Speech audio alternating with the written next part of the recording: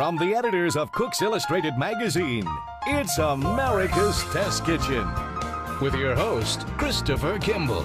Featuring Test Kitchen chefs Julia Collin-Davison, Bridget Lancaster, Becky Hayes, with Adam Reed in the equipment corner and Jack Bishop in the tasting lab. Discover the secrets of America's foremost food testers and tasters today on America's Test Kitchen. Today on America's Test Kitchen, Becky reveals the secrets to foolproof spaghetti carbonara. Next, Chris explains the science behind proteins in eggs. Then, Jack challenges Chris to a tasting of jarred green olives. And finally, Julia shows Chris how to make the best summer pasta puttanesca. That's all right here on America's Test Kitchen.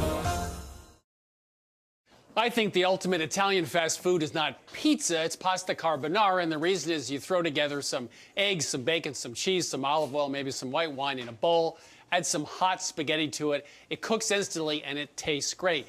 The problem is, as you probably know, after a couple of minutes, that great pasta dish can turn into a congealed mess. So let's go into the test kitchen with Becky and uncover the riddle of foolproof spaghetti carbonara.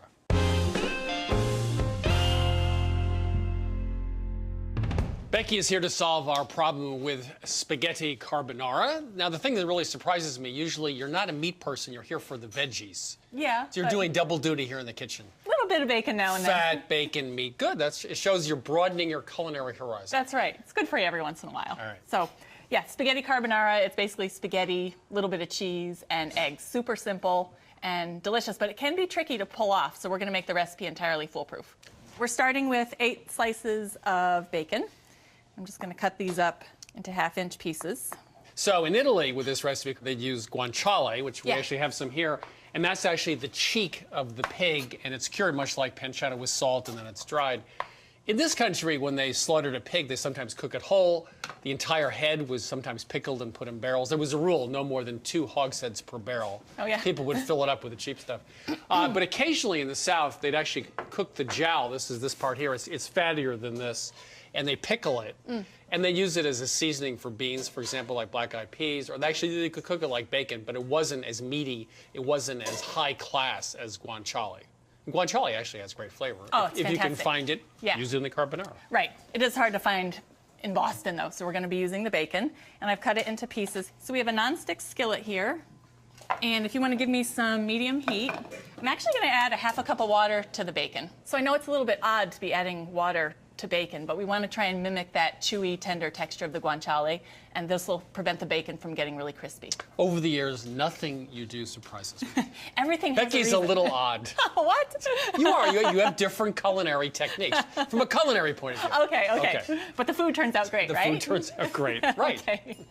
So we're going to let this simmer for about 8 minutes, and at that point, all the water will be evaporated, and then the bacon will start to sizzle a little bit, and we'll turn down the heat. So you can see most of the water has evaporated off now. So I'm going to turn the heat down to medium-low. And we'll give that another 8 minutes, and the bacon will start to brown. So you're going to get chewy, not crispy. That's right. The water really plumps up the bacon and gives us that nice, tender, chewy texture. It won't be brittle and crispy. Like me. So it's been 8 minutes. You can see our bacon is nice and brown. So I'm going to add some garlic, 3 cloves of minced garlic. Got to have garlic in carbonara. And we'll just let that sizzle for about 30 seconds here. Nothing wrong with bacon and garlic. And you know it's ready when you start to smell it. So we'll kill the heat. A lot of carbonara recipes incorporate all of the bacon fat, but that's way too much. You can hardly eat a whole serving when you do that. So I'm going to drain the bacon here, and then we'll just use 1 tablespoon of the fat. See, I knew that the healthy Becky was going to reemerge. 1 tablespoon. I will find a way. So some recipes use all that fat, really? Yeah, that's a lot. Yeah, that's a lot. Yeah, and it just becomes very greasy and heavy. You have 1 bite and you're pushing the plate away. So let's measure in a tablespoon of the fat. And a tablespoon will still give us quite a bit of that nice bacony flavor. And then I have 3 whole eggs and 1 egg yolk. You need the egg yolks to give nice fatty richness to the sauce, and then the whites help to keep the sauce stable. And then I have 1.25 cups of pecorino cheese. That's a sheep's milk cheese. It has a nice, sharp, pungent flavor, and it's traditionally used in carbonara. And then a teaspoon of pepper. And that is it. That's all we need for our sauce. Okay, so now we can get our spaghetti going. I have some water boiling over here. And we typically cook our pasta in 4 quarts of water, but today I only have 2 quarts in there. We want to create a really nice starchy pasta liquid. We're going to use some of that cooking water to build our sauce, and by using Teaspoon of salt too? Yep. So by using less water, our sauce will be starchy. I have to say, this looks like you're just cheap. Because there's like about half as much cheap with water. So. Right. Okay. So we'll let the pasta cook until it's al dente. So our pasta is ready. Okay. It'll be perfectly al dente. If you drain it for me. Now I'm going to save some water, right? Yes, I want you to save 1 cup of pasta water. And I also have the colander in a bowl there because I want to heat the bowl up with that boiling hot water. Okay, so that's about 1 cup of the water. Great. Save that for you. Thank you. There's almost no water in here. I know. Remember, we started with 2 quarts because we want this water to be super starchy, and you can even see all the starch in that water. And then you can put the spaghetti in the bowl. I followed directions really well. Very well. Becky's really enjoying this segment. You get an Do A+. this, do that. Okay, now we'll come down here and we'll finish things off. Okay, so I'm going to add 1/2 cup of this super starchy pasta water to our egg mixture, and then we can always add more, but I'm going to start with 1/2 cup. We'll just whisk that in. So that starts cooking the eggs a little bit. And then when I add the mixture to the hot pasta, it'll cook the egg mixture even further, and we'll get this nice silky sauce. Unfortunately, this is usually the best part of this dish because it's great when you first put it on the pasta. Right. Then right. things go south. There goes our yummy bacon and garlic mixture. And now you'll see, I'm going to stir this for 2 to 4 minutes. The eggs start to cook, it'll start to thicken, it'll form a nice, super silky sauce. So, as I said at the beginning of the show, the problem with this recipe is after a couple minutes, the sauce often coagulates, sets up into a really greasy mess. We have a very simple solution. Well, what's going on? Well, think about frying an egg. You have the egg white, which is translucent. It starts to cook. It turns opaque. The proteins, which is mostly what's in egg white, start to unravel and they reconnect and form a bond trapping in liquid. So we want to stop that from happening. We don't want coagulation. So we added some really starchy pasta water. That's why we use so little water to cook the pasta, 2 quarts. That starch interferes with that attaching of the proteins. They're slippery, they don't attach so well, and so you don't get coagulation. You solve the problem of spaghetti carbonara. So it's been 2 or 3 minutes. You can see how the sauce is just really nice and silky and creamy. Becky's going like this. I want to dive in. I'm starving. Look at my carbonara. But that really was foolproof because of that starchy pasta water. Because by now, after 2 or 3 minutes, usually it sets up. Yeah, it'd be too late. It'd be like, oh, we missed dinner. And because this only has about 1 tablespoon of that bacon fat, it's not going to be too rich. So I'm going to give you a nice big serving there. That looks good. And you should enjoy watching Becky eat fat because it's rare to watch her do this. And eating spaghetti on TV. Get a close-up of that. Oh, man. Oh, it is good, isn't it? This is really good. I've even had this in Italy, in Rome, and it is greasy and thick. Yeah. It can be the best pasta dish. It can be the worst pasta dish. Right. This is delicious. It's silky. It's not too strong. It's not too greasy. I'll have one more bite just to make sure it's okay. Yeah. So great spaghetti carbonara starts with cooking bacon with some water so it's chewy, not crispy, and only using 1 tablespoon of that reserve fat. And of course, pecorino cheese, some eggs, mix it all together, black pepper. But then we cook the pasta in about half as much water, 2 quarts, so that reserved water is actually full of starch. We used about 1 cup of it.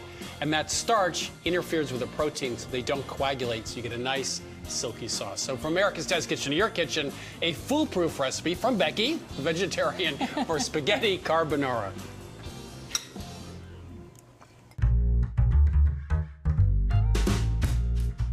Our first letter is from Barbara from Melbourne Beach, who writes, when you cook pasta, I notice that you almost always save some of the pasta water and add some of it back to the pasta and sauce. It seems like it would just weaken the sauce and make the whole dish wet. Well, you're right. When we do drain pasta, we always put a measuring cup in the colander and save some of that water. 2 reasons. The first is hot pasta will absorb a lot of liquid from a sauce, making it actually too thick and dry. So sometimes you want to add a little bit of water back to loosen up the sauce. The other reason is that cooking water actually has a lot of starch in it, and that starch can help the sauce cling to the pasta and also improve the texture of the sauce.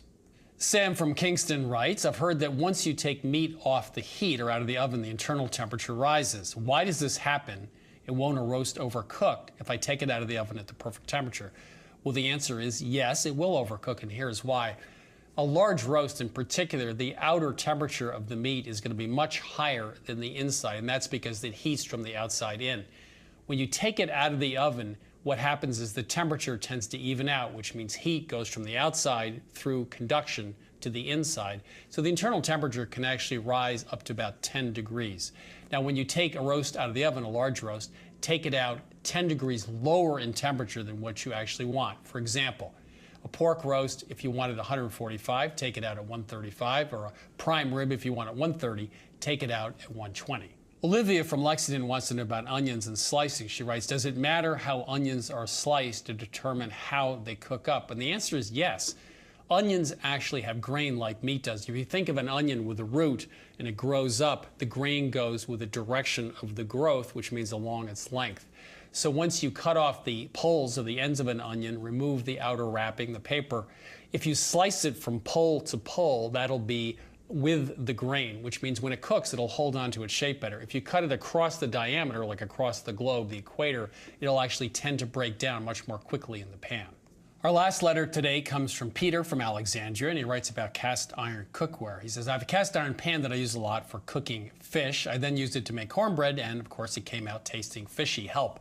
Well, it is a problem cooking fish in cast iron for two reasons. There's a chemical that's released that does taste fishy. It attaches itself to the pan. The other thing is that all foods have fatty acids in them, and they oxidize when they're heated. In the case of fish, of course, that has a very bad flavor for the next thing you're going to cook. The good news is that both of these things can be burned off relatively quickly. Preheat an oven to 400 degrees, put the cast iron pan in the oven for only 10 minutes, then you're good to go. You can go ahead and bake up your cornbread. If you'd like to send us a question, do so at atk@americastestkitchen.com.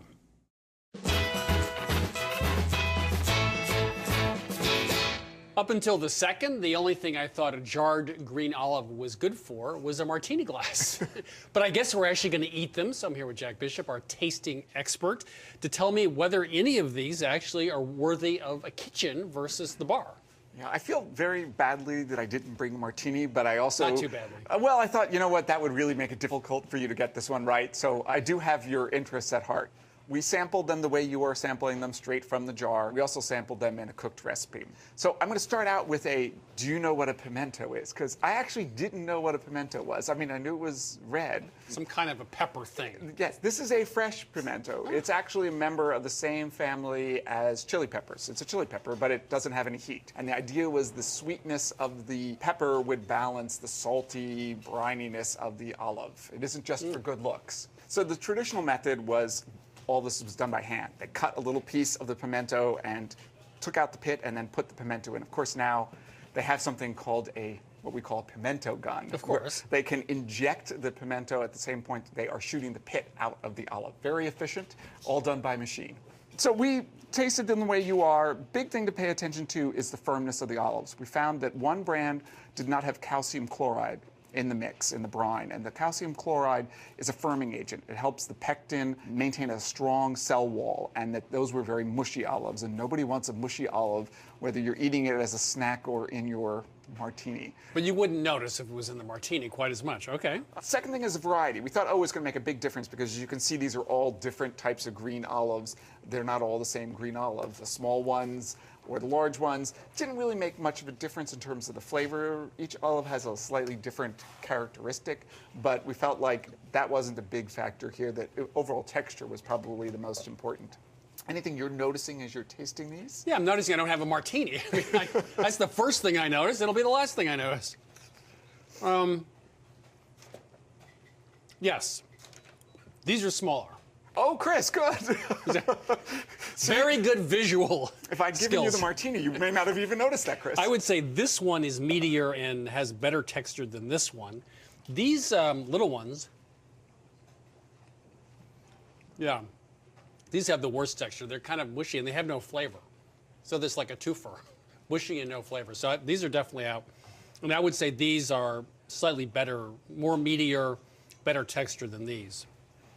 That's what I would say. So I'll start with that's my winner. Let's see what you chose. And you chose our runner-up, Santa Barbara. We liked it quite a lot. The first and second place were very close. Nice meaty olive, a good flavor. That one has a little bit of vermouth in the brine. well, see, So you got your martini, sort of.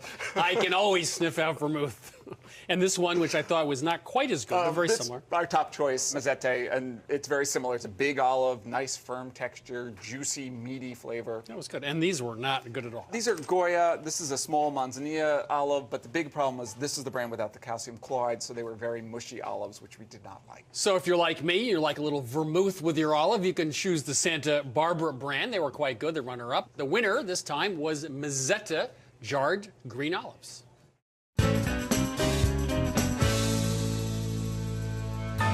So one of the problems here at the Test Kitchen is we send recipes out to all of you, and sometimes, or a lot of the time, you actually make sort of crazy substitutions. Now, some of these actually destroy a recipe, some don't, but here are a few of my favorites.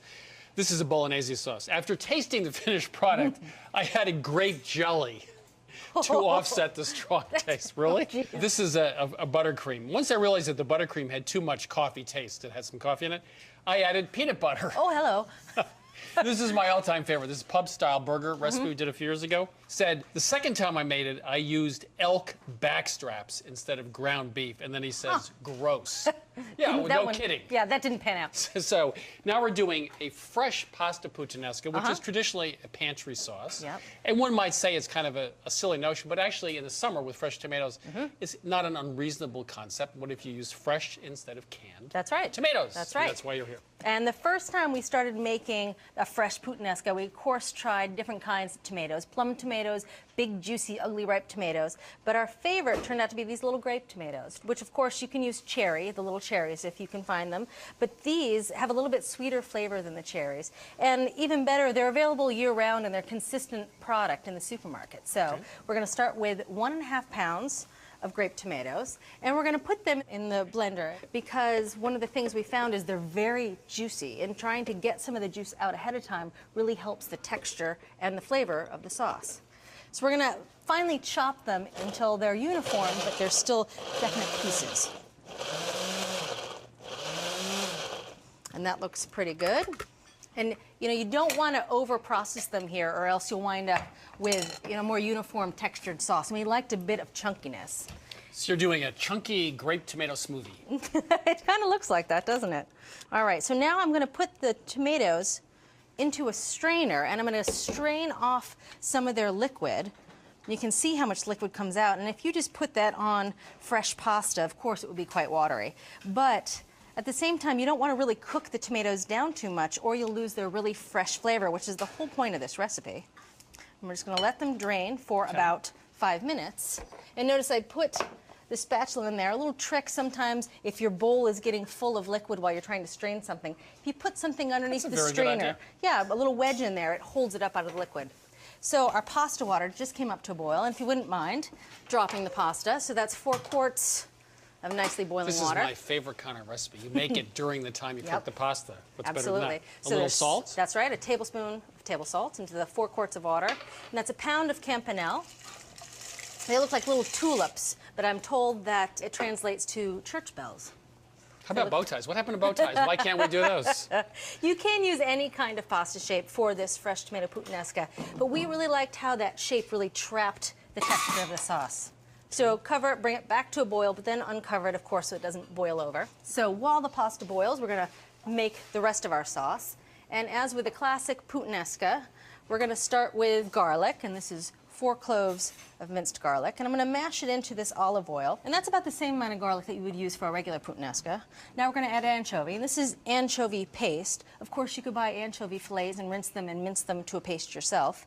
This is a tablespoon of anchovy paste, and that's a little bit less than we used for a canned tomato puttanesca because the canned tomatoes have a heartier flavor, and if you add too much more than a tablespoon of anchovy, they really take over.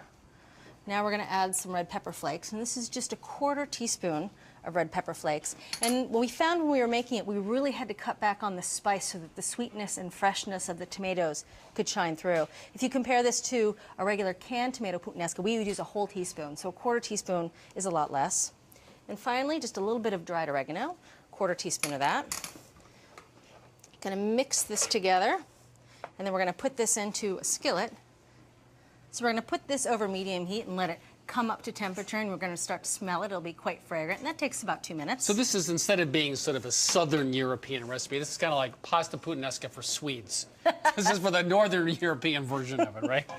So while you're in charge, now you can handle the pasta and the skillet at the same time? I don't know. I think so. I think you can too. So while we're cooking those two things, we're going to just chop some capers, and this is 3 tablespoons of brined capers, and I rinsed them because they can be very salty.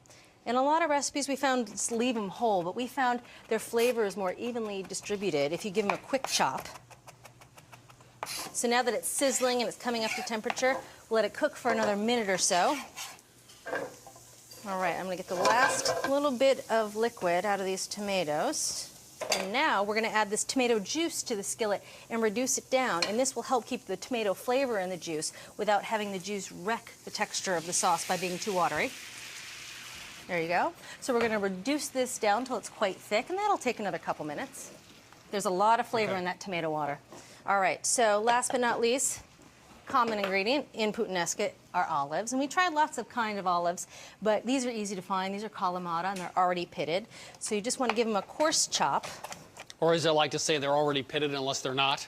Exactly. Yes, you want some distinct pieces, but again, you want them to be small enough that they can really incorporate into the pasta. And that's it. You can see this has reduced down, and it's nice and thick, and it smells good. And it looks like it would measure about 1/3 of a cup, and that's what we're after. So now I'm going to add the tomato pulp. And of course, our olives. And again, this was 1/2 cup of olives. And our capers. And now we're just going to cook this for about 2 minutes longer to let the flavors meld and to let the fresh tomatoes just soften a bit. They're going to retain their fresh flavor. In the meantime, I bet the pasta is pretty close to done. Done. And again, if you could reserve some pasta cooking water, about a cup. So now we're going to finish out with a lot of fresh parsley to really reinforce that fresh tomato flavor. And that's 1/2 cup. It's like you just mowed your front lawn. That's what it looks like. It does look like grass clippings. And that is it. I'm going to put it right on top of the pasta.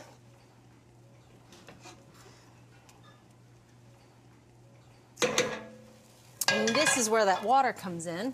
Oh, you can add it if you'd like. Oh, boy. Yeah, add a couple tablespoons at a time.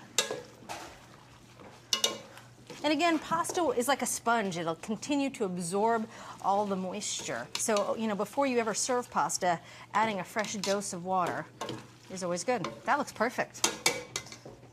Oh, that smells good. There you are. This is sort of like pasta puttanesca light. Yeah. And with the fresh tomatoes. It's so fast to make.